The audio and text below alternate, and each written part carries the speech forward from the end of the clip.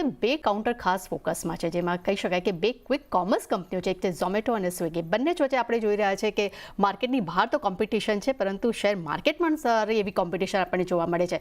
અને આજે સ્વિગીના રિઝલ્ટ્સ પણ જાહેર થયા છે અને ત્યારબાદ આજે આપણને સારા એવા મોમેન્ટમ જોવા મળ્યા છે. તો જોવાનું રહેશે કે બંને કંપનીઓમાં કઈ કંપની સૌથી વધુ દમદાર છે. વધુ વિગત સાથે જોડાઈ ગયા છે અમારા સહયોગી ચાંદની શુક્લા. ગુડ મોર્નિંગ ચાંદની, જણાવશો કે શું છે આ બધી વિગતો? જી, સૌથી પહેલાં તો એ અંદાજ લઈએ સ્વિગી વર્સિસ ઝોમેટો. તો સૌથી પહેલાં જાણીએ કે સ્વિગી અહીંયાથી B2C ગવર્નન્સની વાત કરીએ તો 38% જે છે જોઈ રહ્યા છે, જ્યારે ઝોમેટોનું 57%નું છે. ફૂડ ડિલિવરીમાં 19.2% જોઈ રહ્યા છીએ, ઝોમેટો 17% જોઈ રહ્યા છે, અને ક્વિક કોમર્સમાં 88.1%, જ્યારે આપણે જોઈ રહ્યા છીએ ઝોમેટો 120%નું દેખાડી રહ્યું છે. હવે જાણીએ પરિણામ બાદ સ્વિગીનું મેનેજમેન્ટ શું માની રહ્યું છે. તો કે ફૂડ ડિલિવરી ગવર્નન્સ 18% થી 22%નો લક્ષ્યાંક યથાવત છે. મધ્યમ ગાળે જોઈએ તો food delivery adjustment margin target 5% છે. Q3 FY26ની વાત કરીએ તો બ્રેક ઇવન ગાઈડન્સ યથાવત છે. પરિણામ બાદ ઝોમેટો માની રહ્યું છે કે નજીકના ભવિષ્યમાં બ્લિંકિટની ખોટ યથાવત રહેશે.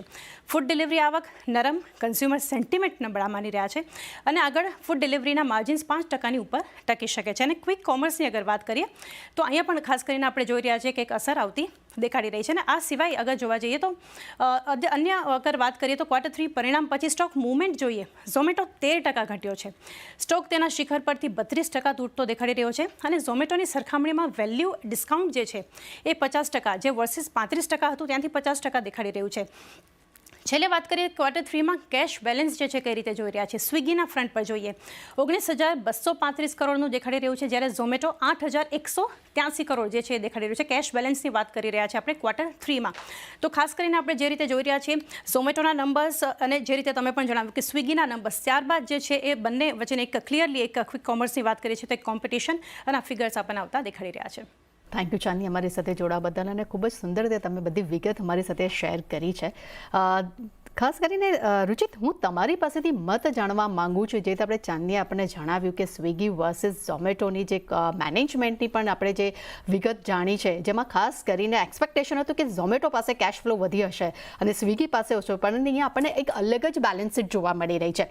તો આ સ્વિગી વર્સિસ ઝોમેટોને તમે કેવી રીતે જોવો છો, અને ટેકનિકલી તમને બંનેમાંથી કયું કાઉન્ટર્સ વધુ પસંદ આવી રહ્યું છે, અને તમે ચાર્ટ વાઇઝ શું કહેવા માંગો છો?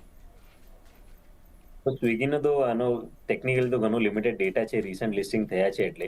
પણ આનો એક વસ્તુ ડેફિનેટલી શ્યોર છે કે માર્કેટમાં જ્યારે ઇન્વેસ્ટમેન્ટ કરવા આવે તો ન્યૂ એજ લિસ્ટેડ કંપનીઝ જે છે એમાં ઇન્વેસ્ટર્સનું ફોકસ એ રહેશે કે કઈ કંપની આગળ જઈને પહેલા સારા પ્રોફિટ્સ બનાવીને બતાડી આપી શકે છે.